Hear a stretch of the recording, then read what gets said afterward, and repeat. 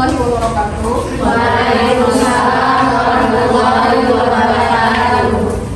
Apa kabar anak-anak semuanya? Baik. Alhamdulillah. Masih ingat dengan materi pertemuan kita minggu lalu? Masih. Pertama Pak, kita membahas apa minggu lalu? Dialek tentang peristiwa interferensi dan integrasi dalam bahasa.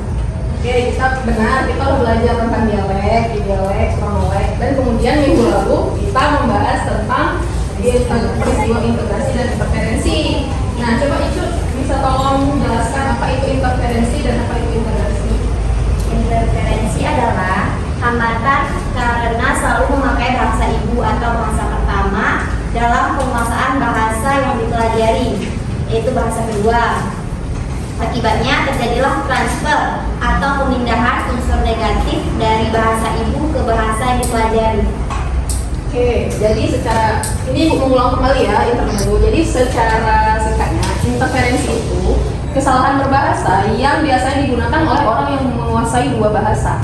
Jadi contoh misalnya kalian bisa sedikit-sedikit bahasa Inggris ya kan, tapi kalian melakukan kesalahan karena menyamakan unsur bahasa Indonesia dalam bahasa Inggris. Contoh nih, kayak misalnya ada pertanyaan dalam bahasa Inggris, can you speak English? Terus kalian menjawabnya yes, I can little, ya kan?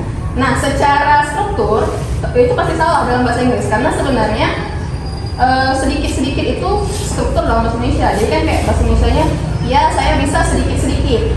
Tapi kalau diartikan ke bahasa Inggris memang little, tapi salah karena struktur dalam bahasa Inggris nggak seperti itu.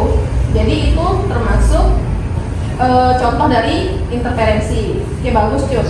Terus kalau integrasi? Integrasi adalah unsur-unsur bahasa lain yang digunakan dalam bahasa tertentu dan sudah dianggap bagian dari bahasa tersebut, serta tidak dianggap sebagai input pinjaman atau tuntutan. Oke, berarti nah kalau interferensi tadi adalah kesalahan, jadi kesalahan pemakaian bahasa lain ke dalam bahasa Indonesia. Kalau integrasi artinya bukan merupakan kesalahan, dia sebenarnya unsur pinjaman juga, tapi sudah diakui ke dalam bahasa kita. Itu contohnya terdapat pada bahasa Serapan, ya kan? Contohnya sangkali, kali itu berasal dari bahasa Arab. Akan tetapi kan dia sudah diserap dalam bahasa Indonesia, sudah diakui ke dalam bahasa Indonesia, jadi dia sudah menjadi unsur dalam bahasa Indonesia, makanya itu disebut integrasi. Kemudian kita masuk ke dalam materi kita minggu ini, yaitu fungsi bahasa. Jadi pertemuan ini pertemuan ke-7 ya, tentang fungsi bahasa. Fungsi bahasa dilihat dari segi mata kuliah kita, sosiolinguistik ya. Jadi tujuan dari perkuliahan kita yaitu kalian mampu untuk kalian ini mahasiswa yang muslim, kalian mampu dalam menjelaskan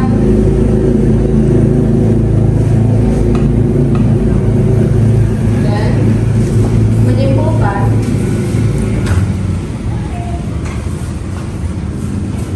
fungsi bahasa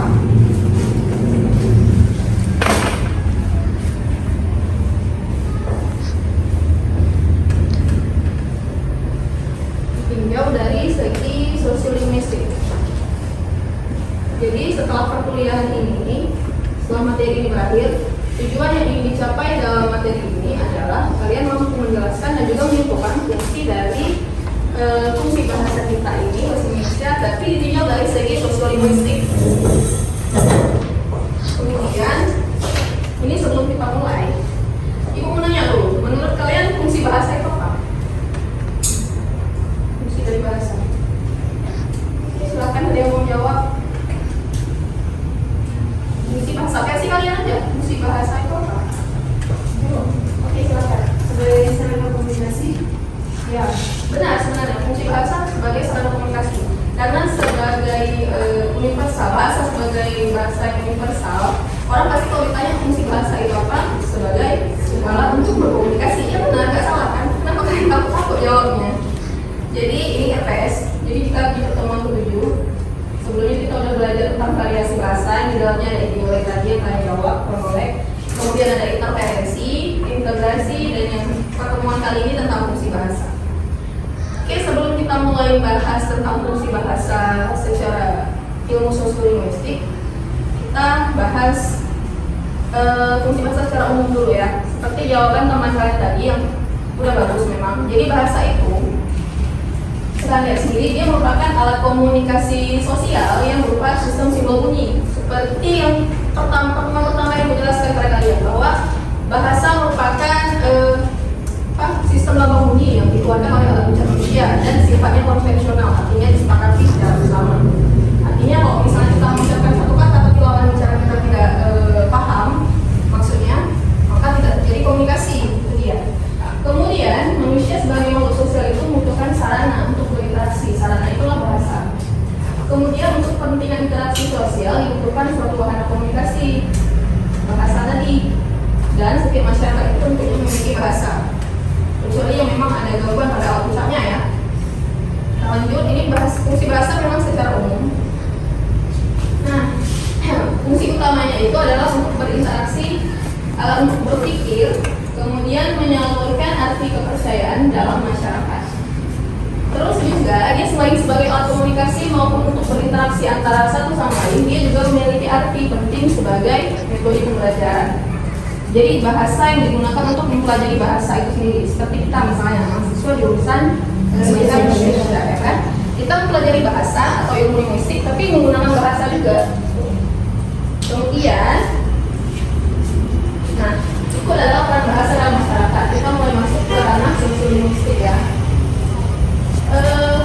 Jadi peran bahasa berdasar pengertiannya itu termasuk sistem perlambang yang dipakai secara timbal balik dan dibentuk atas unsur bunyi ucapan manusia. Jadi lebih ke ragam lisan. Kalau sosiolinguistik yang dikaji adalah lebih ke ragam lisan, artinya bahasa yang diucapkan, gitu ya. Kemudian bahasa juga merupakan bagian dari kemampuan manusia itu yang paling dasar. Karena apa? Karena dari kecil kita sudah mendengarkan bahasa. Contoh kayak anak bayi, dia bisa berbahasa karena sering diajak ngomong kan sama orang-orang di sekitarnya, seperti itu. Kemudian menurut para ahli bahasa, meskipun binatang itu mempunyai kemampuan untuk berkomunikasi, tapi sebagaimana yang sudah pernah kita bahas di pertemuan sebelumnya, bahwa binatang tidak punya bahasa, mereka hanya berkomunikasi. Komunikasi artinya ya satu sama lain saling mengerti, tapi tidak berbahasa. Karena kan pengertian bahasa adalah sistem lambang bunyi yang dikeluarkan oleh alat ucap manusia ya. Jadi hanya manusia yang berbahasa. Kemudian ada lagi faktor bahasa di dalam perkembangan budaya. Jadi ini adalah kaitan antara bahasa dan budaya. Yang poin pertama, bahasa sebagai unsur budaya, yaitu perkembangan kebudayaan itu bisa diteliti melalui perkembangan bahasa dalam masyarakat. Jadi kalau kita melihat budaya suatu masyarakat, kita lihat dari bahasanya. Bisa dilihat dari apa? Contohnya tari-tarian, terus nyanyi-nyanyian, kan ada liriknya yang mengandung bahasa. Kemudian bahasa dapat menunjukkan pola hubungan dan juga stratifikasi, ini maksudnya status sosial ya di suatu masyarakat. Ini udah pernah kita bahas minggu lalu bahwa kelas sosial menunjukkan tingkat pendidikan ya kan. Jadi kan yang menunjukkan itu apanya? Bahasanya. Jadi cara dia berbahasa menunjukkan tingkat pendidikannya. Kemudian bahasa juga dapat menunjukkan simbol budaya di suatu suku bangsa. Ini jelas pastinya ya, karena kan memang budaya itu paling banyak dilihat dari bahasanya. Selain juga ada misalnya kesenian-kesenian, tapi biasanya tarian itu ada liriknya, misalnya kalau ada nyanyiannya. Kemudian fungsi bahasa secara umum. Ini kita balik secara umum, tadi kita udah bahas secara sosiolinguistik. Yang pertama untuk mengekspresikan diri. Jadi kalian mau menyatakan cinta lah misalnya sama lawan jenis kalian ya kan, pakai bahasa kan. Apa mungkin kalau kalian yang menjadi tahu kan? Oke. Kemudian yang kedua sebagai alat komunikasi. Contohnya anak kecil kalau misalnya mau bilang minta makan sama mama, dia pasti bilang apa gitu kan, makan gitu, atau paling enggak nasi gitu. Jadi itu menunjukkan bahwa bahasa itu digunakan sebagai alat komunikasi agar orang yang mau kita tuju mengerti apa yang kita katakan. Kemudian sebagai alat integrasi dan juga adaptasi sosial. Ini maksudnya adalah jika kalian berada di suatu tempat terus kalian menguasai bahasa di daerah tersebut, otomatis kalian akan lebih mudah beradaptasi, berbaur dengan orang di masyarakat itu dibandingkan sama orang yang tidak mengerti bahasa daerah masyarakat tersebut. Kemudian bahasa sebagai alat kontrol sosial. Jadi ini tingkatan bahasa yang lebih tinggi lagi. Artinya seorang pemimpin kalau misalnya mau semua orang-orang yang bukan bilang bawahan juga sih, semua masyarakat tunduk lah, dengar apa yang dia bilang, menggunakan bahasa kan, biasa dengan orasi ataupun ceramah ataupun pidato seperti itu. Jadi itu sebagai alat kontrol sosial. Nah, ini merupakan fungsi tambahan dari bahasa. Yang pertama itu untuk lebih mengenal kemampuan diri sendiri. Otomatis sering kan kalau misalnya kalian melihat orang dinilai dari segi public speakingnya atau kemampuan berbahasa dia. Jadi ini fungsinya untuk lebih mengenal kemampuan diri sendiri, kemudian untuk lebih memahami orang lain. Ini lebih ke kejiwaannya, bisa jadi masuk ke psikolinguistik ranahnya. Jadi misalnya kita mendengarkan orang lain berbicara, terus kita tahu nih apa gejala apa yang terjadi pada diri dia. Jadi ini maksudnya untuk lebih memahami orang lain. Kemudian fungsi untuk belajar mengamati dunia. Terus bidang ilmu di sekitar yang cermat. Jadi kayak tadi kita belajar menggunakan bahasa. Mata kuliah atau mata pelajaran apapun menggunakan bahasa sebagai medianya, ya kan? Kemudian fungsi untuk mengembangkan proses berpikir yang jelas, runtut, teratur, teratur dan logis. Ini penerapannya pada karya ilmiah. Jadi dalam karya ilmiah itu kan itu merupakan proses berpikir kita, tapi dituangkan dalam tulisan, di mana tulisannya itu harus secara runtut. Bahwa yang pertama adalah latar belakang masalah, kemudian rumusan masalah, manfaatnya apa, tujuannya ngapain, kayak gitu kan. Jadi yang runtut, urutan. Kemudian fungsi untuk mengembangkan atau mempengaruhi orang lain dengan baik dan menarik. Ini bisa dibilang fungsi bahasa sebagai alat untuk propaganda. Jadi kayak kita mau orang lain melakukan apa yang kita mau, tapi dengan cara apa? Bahasa. Jadi untuk menghasut orang juga bisa menggunakan bahasa. Tergantung orangnya itu menghasut ke arah yang baik atau tidak, gitu ya.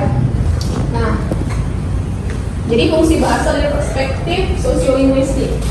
Jadi menurut pendapatnya Hare dan Agustina, bahwa sosiolinguistik itu memandang bahasa sebagai tingkah laku sosial ataupun social behavior yang dipakai di dalam komunikasi sosial. Jadi yang dilihat itu perilaku berbahasa masyarakat.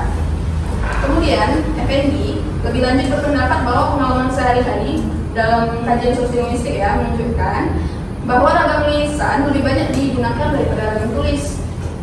Karena objek kajian sosiolinguistik adalah interaksi sosial dan telah berbagai macam bahasa dan juga variasi bahasa yang dipakai di dalam masyarakat. Nah, sebagai contoh nih, setiap kegiatan kemasyarakatan manusia mulai dari upacara pemberian nama pada anak maupun upacara pemakaman jenazah juga memakai bahasa sebagai medianya. Doa-doa itu juga bahasa kan. Kemudian selanjutnya Ohoy Walton ini 2007 menyebutkan sosiolinguistik juga berfungsi dalam memberikan pedoman dalam berkomunikasi dengan menunjukkan bahasa. Kemudian ragam bahasa atau gaya bahasa apa yang harus digunakan kalau kita mau berkomunikasi dengan lawan bicara kita. Contoh berdasarkan usia misalnya, kalau kita bicara sama yang lebih muda dari kita atau yang lebih tua dari kita, ragam apa yang harus kita gunakan. Jadi itu dipelajari dalam sosiolinguistik. Kemudian, nah bahasa kalau dalam segi sintaksis kan yang dipandang sebagai struktur ya kan, struktur kalimat. Jadi kalau dalam studi sosiolinguistik, bahasa itu tidak hanya dipandang sebagai sebuah struktur, tapi dipandang sebagai sistem sosial. Makanya dilihat bagaimana pemakaian bahasa dalam masyarakat. Jadi sistem komunikasi dan bagian dari kebudayaan masyarakat tertentu. Terus ragam bahasa merupakan variasi pemakaian dalam suatu masyarakat yang berbeda, disesuaikan dengan situasinya. Seperti contoh tadi bilang, ngomong sama yang lebih tua atau ngomong sama anak yang lebih muda, pasti ragam yang kita gunakan beda. Ada yang mungkin formal karena terkesan hormat gitu kan. Terus yang non formal karena mungkin ragam santai, merasa bahwa dia lebih muda gitu. Oke, ini ada contoh videonya.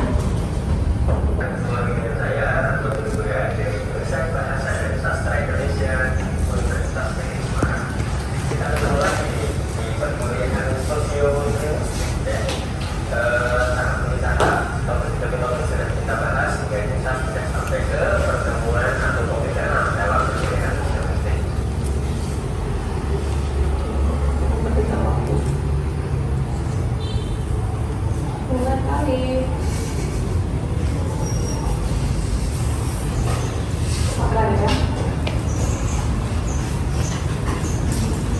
jawabannya Pak itu malah 2 ya, jam 4. Joko, biasanya Pak Joko 4. Coba.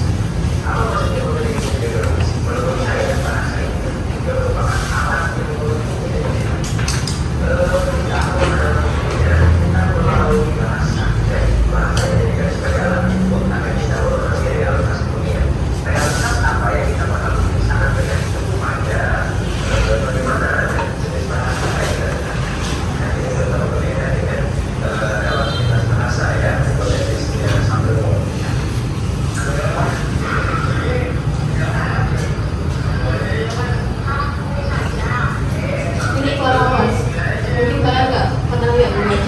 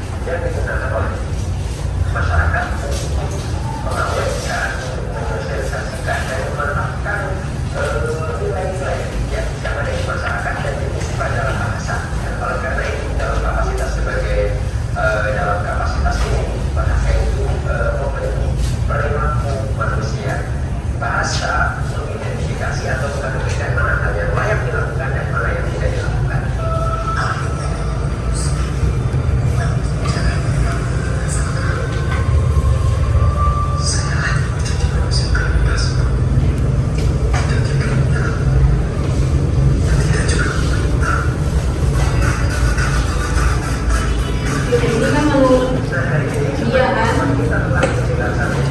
ada 3 fungsi bahasa dia pribadi. Ini kita lanjut langsung ya Ibu lanjutkan ke fungsi bahasa sama beberapa ahli.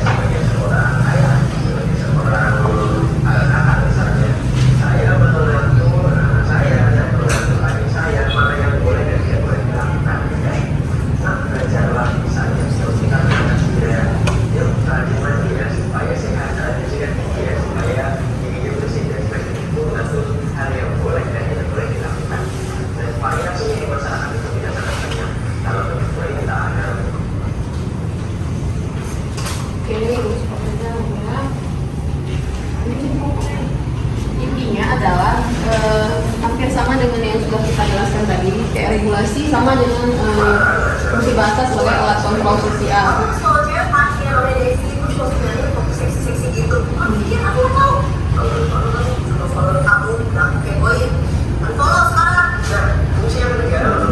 Kalau mengekspresikan perasaan sama. Jadi kita kembali lagi ke slide presentasi kita ya.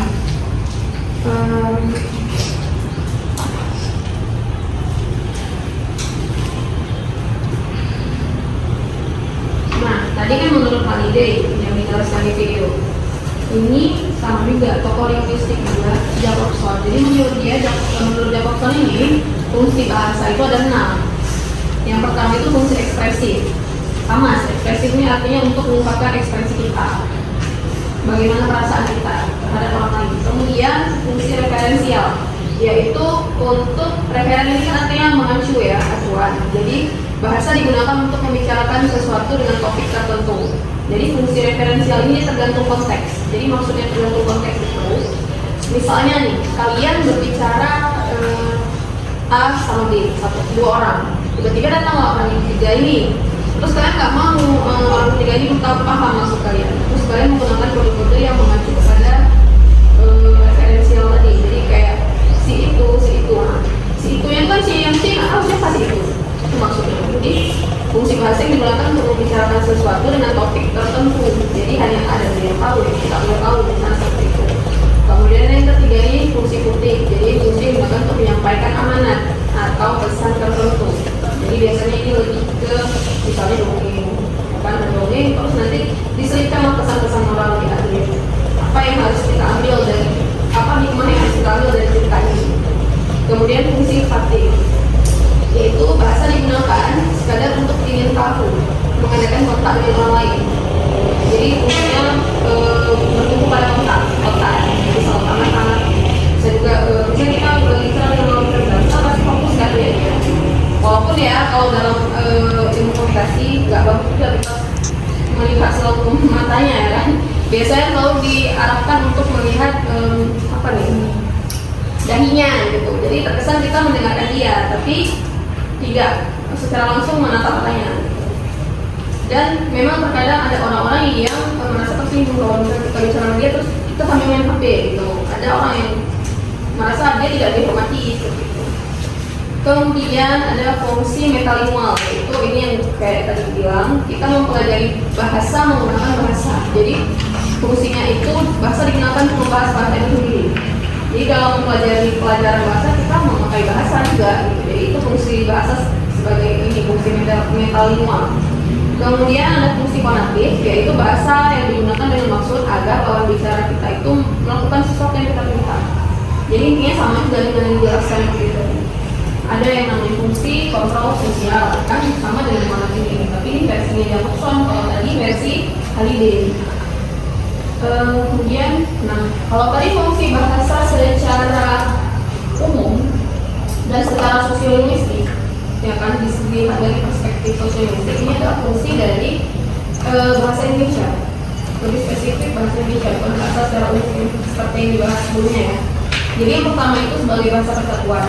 Adanya bahasa Indonesia ini dimaksudkan atau ditujukan untuk sebagai bahasa persatuan, yaitu untuk mempersatukan beberapa suku yang berlainan bahasanya. Ya kan, kalau bahasa daerah yang satu terus bahasa daerah A sama bahasa daerah B, pemakainya sama-sama ngomong dengan bahasa daerah masing-masing, tentu kan nggak nyambung gitu. Makanya ada bahasa Indonesia. Kemudian fungsinya yang kedua sebagai bahasa nasional, yaitu bahasa untuk menunjukkan identitas bangsa. Artinya, kalau kita misalnya keluar negeri misalnya, terus kita menggunakan bahasa Indonesia, jadi orang itu tahu bahwa kita asalnya dari Indonesia. Jadi fungsi sebagai bahasa nasional artinya untuk menunjukkan identitas kita. Identitas itu sama seperti nama kita. Jadi misalnya nama Ibu Prima nih, ya orang taunya Prima itu ibu gitu loh. Jadi sama bahasa Indonesia ini gitu juga. Dia tahu kita dari Indonesia karena kita menggunakan bahasa Indonesia misalnya. Kemudian fungsi yang ketiga itu sebagai bahasa negara, yaitu bahasa yang digunakan dalam administrasi negara atau untuk berbagai aktivitas kenegaraan. Jadi fungsi dia ini digunakan untuk misalnya acara-acara yang harus mewajibkan kita memakai bahasa Indonesia. Gitu. Contoh kayak pidato presiden, kan, atau penyambutan tamu lah di luar negeri menggunakan bahasa negara di bahasa Indonesia. Kalau misalnya tamu datang kemarin nih, kita nggak menggunakan bahasa Indonesia, nggak menggunakan bahasa Inggris ya, tapi menggunakan bahasa Indonesia. Kemudian yang terakhir itu fungsinya sebagai bahasa baku atau bahasa standar yang merupakan bahasa yang digunakan dalam pertemuan yang sangat resmi. Ini bisa jadi fungsinya ini nggak usah tinggi kali sampai ke tahap presiden, lebih ke misalnya di dinas lah ya, kepala dinas kantor gitu. Jadi kalau misalnya pertemuannya sangat resmi antar misalnya kepala dinas satu kantor dan kantor lain menggunakan bahasa Indonesia, jadi dilarang menggunakan bahasa daerah walaupun mereka sama-sama satu suku lah misalnya. Kemudian berikut adalah beberapa penelitian tentang fungsi bahasa dalam kajian sosiolinguistik.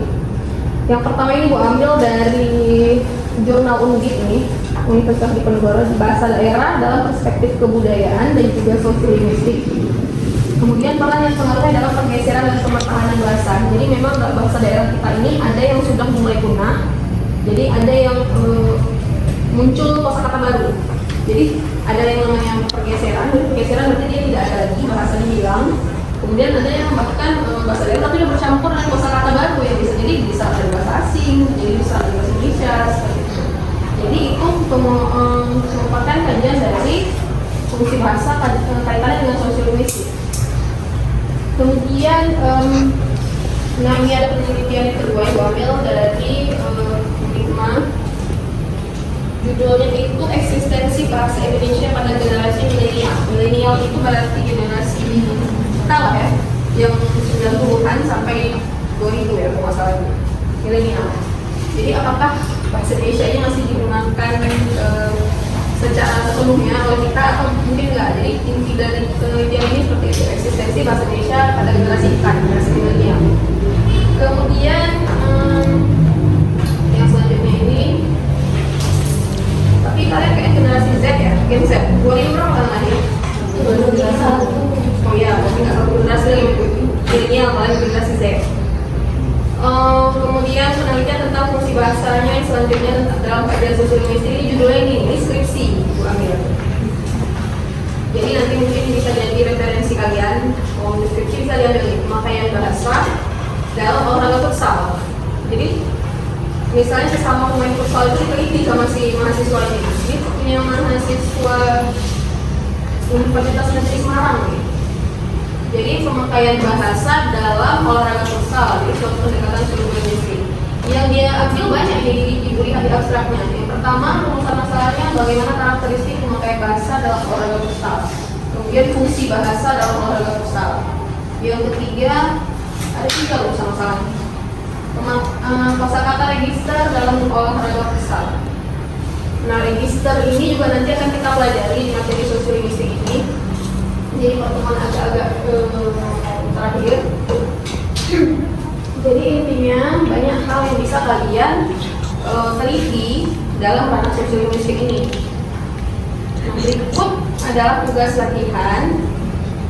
Nah, tugas latihan ini individu ya. Jadi bisa kalian kumpulkan ini minggu depan. Minggu depan kirimkan melalui email ibu. Dan jadi dari pembelajaran kita hari ini, apa yang bisa kita simpulkan dari fungsi bahasa?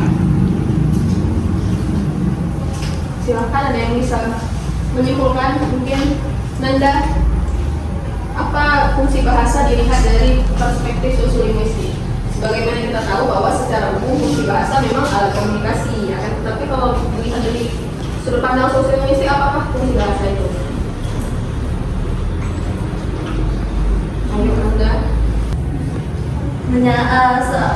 Sosiolinguistik itu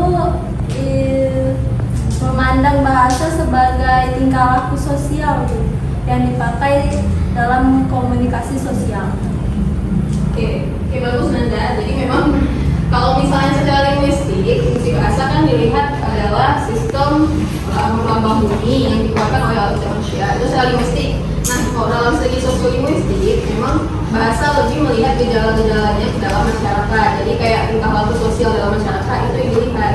Makanya kadang-kadang kalau misalnya cuman ragam bahasa berdasarkan usianya bisa dikaji loh dalam sosiolinguistik itu. Jadi kayak misalnya kalian ngomong sama anak umur 5 tahun, terus kalian gunakanlah kayak bahasa Bali. Misalnya kayak adik udah bobo, itu termasuk kajian sosial linguistik, sesederhana itu. Makanya mungkin banyak mahasiswa yang mengambil materi sosial linguistik ini untuk diangkat jadi skripsi ya. Oke, jangan lupakan tugas kalian. Jadi perkuliahan kita minggu ini berakhir di sini. Minggu depan kita akan mengkaji tentang materi alih kode dan juga campur kode. Jadi dalam sosial linguistik itu ada tentang alih kode dan campur kode. Karena ini sama juga sih seperti kasusnya integrasi dan interferensi tadi. Artinya alih kode dan campur kode itu adalah suatu gejala bahasa yang biasa digunakan oleh orang yang menguasai dua bahasa. Jadi kalau misalnya dia menguasai dua bahasa, otomatis dia mungkin sekali-sekali itu dalam berkomunikasi menggunakan alih kode atau campur kode. Oke, jangan lupa tugasnya ya. Ibu akhiri perkuliahan ini. Assalamualaikum warahmatullahi wabarakatuh. Waalaikumsalam warahmatullahi wabarakatuh.